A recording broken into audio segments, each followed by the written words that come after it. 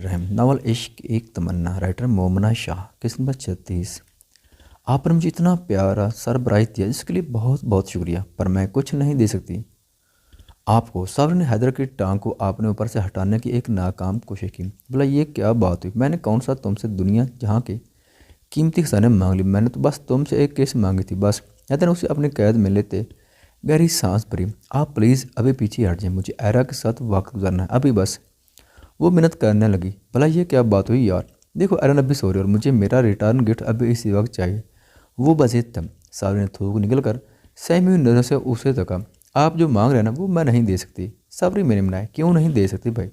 एक किसी मांगी है, जान नहीं मांगी तुमसे तुम्हारी। हैदर ने खफगी से कहा, आप जान मांग लेते मैं देती, पर ये नहीं। सावरी सोच कर ही घबरा गई थी। अरे अच्छा देखो, मैं आंखें बंद करता हूँ, तुम जल्दी से किस कदर। बात खत्म। हैदर ने आंखें बंद करके अपना वजूद उसके ऊपर साय की मानद फैलाया था।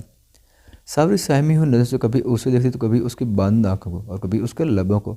सावरी को अपनी जान खुश्क होती महसूस हुई। हैदर मुझसे नहीं होगा, उसने रोने सूरत बनाकर कहा।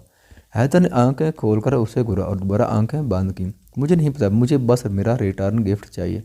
उसकी बेहिसी पे सावरे जल कर रह गए। आप तंग कर रहे हैं अब मुझे, उसने शिकवा किया। तुम तंग हो रही हो, मुझे खुशी है इस बात की, चलो किस दो। हैदर ने अपना चेहरा मजीद उसके चेहरे के करीब किया। हैदर प्लीज। सबर ने आखिरी कोशिश की खुद को बचाने की। ओह कम ऑन बेबी किस मी। हैदर ने अपना चेहरा मजीद उसके करीब करके मदहोश कुन लहजा में कहा। सावरी लब चलती कई लम्हे उसे तकती रही और फिर गहरी सांस लेती सर उठाकर उसके लबों को हल्का सा छूती पीछे हो गई थी। हैदर ने झट आंखें खोलकर उसे देखा। काम गुरा ज्यादा था। ये किस थी? हैदर ने सदमा से पूछा। हाँ। सावरी ने झट सर को इस बात में हिलाया। Are you serious? हैदर ने जलकर कहा। हम। सर सहम का हल्का सा मिमराया। मैं तुम्हें बताता हूँ किस क्या होती कैसे होती है। हैदर संजीदगी से कहता उसके लबों पर झुका था। सावरी अपनी आंखें मेच गई थी। हैदर के लमस की शिद्दत इस कदर थी कि सावरी का दिल उछलकर हल्क तक आ गया था। एक फसूं सा था जो उनके गिर्द बन गया था। हैदर उसके लबों को आज़ाद करता उसकी बंद पलकों और लड़ते लबों को खुमारिया से देखता रह गया था। कैसी लगी मेरी केस? हैदर उसके कान की लौं पे लाभ रखता मुस्तफसर हुआ। सावरी के दिल की धड़कनें यकदम मजीद तेज हुई थी। वो गहरी गहरी सांसें भरने लगी थी। उसका चेहरा कंधारी अनार की मनन सुर्ख हो गया था। हैदर उसे खुमार आलूद नजरों से तकता, अपनी नाक उसकी गर्दन पर रगड़ता उसे मजीद खुद में सिमटने पर मजबूर कर गया था। तुमने बताया नहीं? हैदर ने उसके निचले लब को अपने लबों से हल्का सा छुआ। क्या? उसने धड़कते दिल समेत पूछा। किसका? हैदर ने उसके लुजाए रूप को तकते कहा। हैदर प्लीज। सावरी ने उसके कॉलर को मुट्ठी में जकड़ कर कहा। सावरी तुम क्या हो मेरे लिए? तुम्हें खुद मालूम नहीं। हैदर ने उसके नाजुक मिरबनी गर्दन पे अपने दांत गाड़े थे। सावरी सिसक कर मजीद उसकी बाहों में खुद को समेट गई थी। उससे पहले कि वो मजीद जिसारतों पे उतरता कमरे में आयरा के रोने की आवाज़ गूंजी। सावरी ने आयरा की आवाज़ सुनते ही बिना लम्हे की ताखीर किया हैदर को खुद से दूर किया था और खुद को आयरा को गोद में लेकर बैठ गई थी। वो आयरा को दूध पिला रही थी और हैदर उससे शिकवा कर रहा था। मेरी तो कोई अहमियत ही नहीं तुम्हारी नज़रों में। हैदर ने जल कर कम। ऐसी तो कोई बात नहीं है। सावरी ने आयरा को थपकते कहा। ऐसी ही बात है। हैदर ने खफा होकर कहा और उसकी जने पीठ करके लेट गया। सावरी ने एक नज़र हैदर की पोश को तका और आयरा को सीने से लगाया सुलाने लगी। कुछ ही देर में आयरा फिर से पुरस्कून नींद की वादियों में उतर गई थी। वो आयरा को प्यार करती अपनी जगह पर लिटाती हैदर की जानेब मुड़ी थी। बहुत सोचने के बाद वो हैदर की पुश से उसके गिर्द अपना एक हाथ उसके ऊपर डालकर उसे हग करके लेटी थी। हैदर जो न जाने किन सोच में डूबा था यकदम चौंका था। ये बदलाव बहुत अनोखा था। हैदर ने मुस्कुराकर उसका हाथ अपने दिल के मकाम पर रखा था और सुकून से आंखें मूंद गया था। सावरी भी पुरसकून सी होकर आंखें मूंद गई थी। सुबह को सूरज पूरी आबोताब से चमक रहा था। हर जीरू अपने दिन की शुरुआत कर चुका था। सावरी हैदर के सीने से लगी सो रही थी जब उनकी डोर बेल पे दर बजने लगे। हैदर आंखें मसलता उठा था। सावरी भी कसल मंदी से आंखें खोलती उठने लगी थी। जब हैदर ने उसे रोका, तुम मत उठो सो जाओ। हैदर ने उसे आराम करने को कहा और खुद बहर गया। जैसे दरवाज़ा खुला सामने दुर्फशां खड़ी थी। हैदर के माथे पे लातादाद शिकनों का जाल बिछा था। मैं एक दिन के लिए शहर से बहर के आ गई, तुमने तो अपना असल रंग ही दिखाना शुरू कर दिए। वो तकरीबन चिल्लाई थी। आहिस्ता बात करो। हैदर ने बाहर कॉरिडोर में इधर उधर देखा, कोई नहीं था। उसे अंदर घसीटता वो दरवाज़ा बंद करने वाला था जब उसकी माँ और दुर्फशां की अम्मी भी अंदर आई। हैदर ने दरवाज़ा बंद किया और उनकी जानिब आया। उससे पहले कि वो दरफशां को कुछ सुनाता, सावरी बगैर दुपट्टा के परेशान से बाहर आई थी। हैदर कोई आया है क्या? सावरी ने परेशानी से पूछा। मम्मा देख रही हैं आप, ये दिन रात यहाँ पड़ा रहता है, उसके साथ रंग रलियाँ मनाता रहता है और अब तो हाथ ही कर दी, बच्ची भी उसको ला कर दे दी। मैं काम से गई थी, कोई मरी नहीं थी। मैं दरफशां चिल्ला रही थी। सावरी ने गलत ना होते हुए भी शर्मिंदगी सर झुकाया था। ज़बान संभाल कर बात को, दुरुफशान बीवी है वो मेरी। हैदर भड़का था। ओह, तो मतलब तुम उसको अपने बीवी मानते हो? अफसोस, पर अगर तुम भूल गए हो तो तुम्हें याद दिलाती हूँ कि ये खरीदे हुए एक कीमती सामान से ज़्यादा कुछ भी नहीं। दुरुफशान ने सावरी को खून आशाम नजर से घूर कर कहा, कैसी औरत हो तुम? तुम्हें शर्म नहीं आती? एक औरत को बार बार काम मैगी का एहसास दिलाकर हैदर ने दुरुफशान को झिड़का। नहीं, मुझे नहीं आती शर्म। तो क्या उसे आती है शर्म? मेरे शोहर पे कब्जा जमाकर बैठी है जलील औरत। दुरुफशान भी हल्के बल चिल्लाई थी। दुरुफशान, मैं तुमसे आखिरी बार कह रहा हूँ, ज़बान संभाल कर बात करो। हैदर ने उसे वार्न किया। नहीं करूँगी, ज़बान संभाल कर बात। ये एक इंतहाई नीच औरत है जिसका ताल्लुक एक नीच खानदान से है। दुरुफशान ने सावरी के मुकाबले खड़े होकर कहा, बच्ची लाओ, अब उसके बाद तुम उसकी शक्ल देखने को भी उम्र भर तरस जाओगी। दुरुफशान ने चिल्ला कर कहा। सावरी एकदम खौफ से उछली थी। खौफ से उसका रंग जहद पड़ा था, मगर फिर भी उसने सर नफ़े में हिलाया था। मैंने कहा, बच्ची को बाहर लेकर आओ। दुरुफशान ने एक बार फिर हुक्म साध के नहीं। सावरी ने हिम्मत करके ज़बान से भी इनकार किया। दुरुफशान ने जलन, हसद, गुस्सा का शिकार होकर एक जनाटेदार थप्पड़ सावरी के मुंह पे मारा था। सावरी की आंखों में आंसू चमके थे। हैदर ने तैश की आलम में सावरी को अपने पीछे किया था और एक जनाटेदार थप्पड़ दुरुफशान के मुंह पर जवाबी कार्रवाई के तौर पर रसीद किया था। सावरी ने हैदर को उस कदर गुस्सा में देखकर अपना हाथ होंठों पर रख दिया था।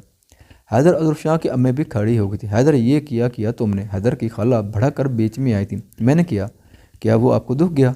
पर आपकी साहबजादी ने जो मेरी बीवी के साथ किया वो आपको दिखा नहीं, या फिर आपने देखकर भी अनदेखा कर दिया? हैदर उन पे भी बरहम हुआ था। बीवी नहीं है वो, तुम्हारी एक कॉन्ट्रैक्ट मेरे पे खरीदी हुई लड़की है। उसकी खाला ने चिल्ला कर कहा, मैं नहीं मानता इस कॉन्ट्रैक्ट को, मैं सिर्फ इस निकाह को मानता हूँ जो मैंने अपने अल्लाह को हाजिर नाजिर जानकर किया था। मैं मानता हूँ तो सिर्फ इस निकाह को जो मेरे नबी हज़रत मोहम्मद सल्लल्लाहु अलैहि वसल्लम की सुन्नत है। मैं इसके सिवा किसी शय को नहीं मानता। हैदर के चेहरे पर सुर्ख चलक आई थी, दिमाग की रगें तान गई थी। ठीक है, फिर तलाक दो उसे अभी और इसी वक्त। अगर बीवी है तो बीवी रहने नहीं दूंगी मैं उसे तुम्हारी। दुरुफशान ने हैदर को गिरीबान से थाम कर कहा, बकवास बंद करो, दूर हटो। हैदर ने उसे खुद से दूर झटका था। सावरी सहम कर पीछे दीवार से चिपक गई थी। मैं कहती हूँ इस बाद चलन औरत को अभी इसी वक्त तलाक दो। दुरुफशान हलक के बाल चिल्लाई थी, ऐसा कभी नहीं होगा। हैदर ने जिबड़े भींच कर कहा, दुरुफशान बस अभी यहाँ से चलो। हैदर की अम्मी को हैदर के तेवर कुछ ठीक न लगे, इसलिए उन्होंने दुरुफशान को वहाँ से चलने को कहा। मैं यहाँ से एक ज़रा नहीं हिलने वाली। खाला इससे कहें कि ये इस लड़की को अभी इसी वक्त तलाक दे। दुरुफशान अपनी जिद से बाज न आए। बहुत ख्वाहिश है तुम्हें, ठीक है पूरी कर देता हूं मैं तुम्हारी ख्वाहिश। हैदर ने घुर्रा कर कहा। हैदर की बात पर सावरी का रंग फाक पड़ा था। उसका दिल खौफ से धड़धड़ाने लगा था। दुरुफशान, मैं तुम्हें तलाक देता हूँ। हैदर के मुँह से अपने लिए तलाक सुनकर दुरुफशान के कदम लड़ खड़ाए थे। वो बेयकीनी के आलम में हैदर को सर नफ़े में हिलाती ताक रही थी। तुम मुझ पे इस 2 टके की लड़की को फौकियत दे रहे हो? वो बेयकीनी से गोया है, मैं तुम्हें तलाक देता हूँ। हैदर ने उसकी आंखों में देखते फिर वही भारी अल्फाज दोहराए। हैदर, ये क्या कर रहे हो तुम? बस खामोश हो जाओ बस। हैदर की अम्मी ने हैदर को मजीद कुछ कहने से रोकना चाहा। दुरुफशान, मैं तुम्हें तलाक देता हूँ आज, अभी और इसी वक्त। तुम मुझ पे हराम। हैदर ने अपनी माँ की भी ना सुनी और दुरुफशान को आज़ाद कर दिया। शर्म नहीं आई तुम्हें? मेरी बच्ची को तलाक दी तुमने। दुरुफशान की माँ का सदमा से बुरा हाल था। हैदर बगैर कोई जवाब दिए सावरी की कलाई थामता उसे अपने साथ कमरे में ले गया था और दुरुफशान अपनी जगह जामल सी खड़ी थी। दुरुफशान की माँ दुरुफशान को सीने से लगाते फूट फूट कर रो पड़ी थी, पर दुरुफशान ने तब भी कोई रिस्पॉन्स ना दिया।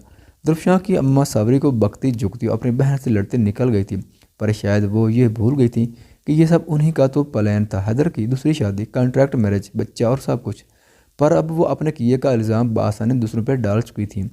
हैदर, आपने उसे तलाक दे दी? सावरी ने बेयकीनी से कहा। दे दी तो बस दे दी। अब मेरे सर में मज़ीद दर्द करने की ज़रूरत नहीं है। फ़िलहाल में हैदर का सर दुखने लगा था। इतने सारे तमाशे के बाद, और जो सच बात थी वो ये थी कि उसे दुख था। हाँ, वो उसकी पहली बीवी थी।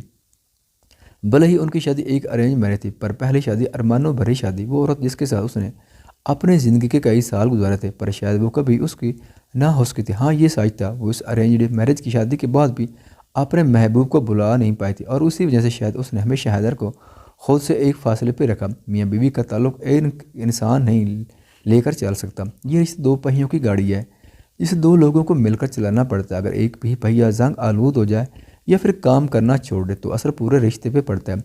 रिश्ता भी बस एक जगह जम कर ही रह जाता है, चलना छोड़ देता है। जैसे जिस्म में खून की रवानी अहम है, वैसे ही मियाँ बीवी के रिश्ते में मोहब्बत, इज़्ज़त और एक दूसरे का एहसास होना भी ज़रूरी है। जब ये चीज़ें एक रिश्ते में बाकी ना रहे तो फिर 2 लोगों का ये खूबसूरत ताल्लुक़ भी जंग आलूद हो जाता है, और शायद उनका ताल्लुक़ बहुत पहले ही जंग आलूद हो चुका था।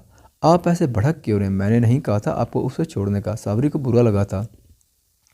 मैंने ये कब कहा कि तुमने मुझे ऐसा करने को कहा है? हैदर के माथे पे बाल लाए थे। नाश्ता करना है तो बता दें, बना दूं। उसने उसके बिगड़े तेवर देखकर नजरें इधर उधर फेंका, धीरे से कहा, ऑफ कोर्स करूंगा नाश्ता, भूख हड़ताल पे तो जानना नहीं है। वो खफगी से कहता, आरा को गोद में लिए बाहर आया था। उसकी अम्मी बाहर सोफे पर बैठी थी। वो अब भी गुमसुम सी बैठी थी। सावरी उनको एक नज़र देख खामोशी से किचन में नाश्ता बनाने चली गई थी। हैदर खुद को कंपोज करता अपनी अम्मी के पास आकर बैठा था। हैदर, ये तुमने क्या कर दिया? उसकी अम्मी ने शिकवा किया। अम्मी, ये वो काम था जो शायद मुझे बहुत साल पहले कर लेना चाहिए था, पर मैंने नहीं किया। बेवकूफ़ों की तरह ताख़ीर करता गया। हैदर ने आयरा को अपनी माँ की गोद में डालकर संजीदगी से कहा, पर हैदर, उसकी माँ जुज़ बुज़ हुई थी। अम्मी, मैं अपनी बेटी को साथ ये जुल्म नहीं कर सकता। उसे उसकी सगी माँ से दूर करके सुतीली माँ के रहम करम पे नहीं छोड़ सकता। और सबसे बड़ी बात, इतने सालों में दरअसल मेरी ज़िंदगी में अपना वो मकाम ना बना सके जो साहब ने इस एक साल में बना लिया। अम्मी, हैदर ने गहरी सांस खारिज की। हैदर, पर मेरी बहन से ताल्लुकात ख़राब हो जाएंगे, उन्हें फ़िक्र लागती। अम्मी, अगर आप चाहें तो हम यही रह लेंगे। मैं सावरी को आपके घर नहीं लाऊंगा, भले आप मुझे इस अमल के लिए मुआफ़ ना करें, पर उससे ज़्यादा मैं कुछ नहीं कर सकता। हैदर उठकर अपने कमरे में चला गया था और उसकी माँ हैरान परेशान सी बैठी रह गई थी। ख़वातीनो हज़रात, वीडियो देखने का शुक्रिया। अगर वीडियो पसंद आए तो चैनल को सब्सक्राइब करें और साथ ही बेल के आइकन को लाजमी प्रेस करें ताकि आपको आने वाली वीडियोज़ के अपडेट सबसे पहले मिल सकें। खुदा हाफिज़।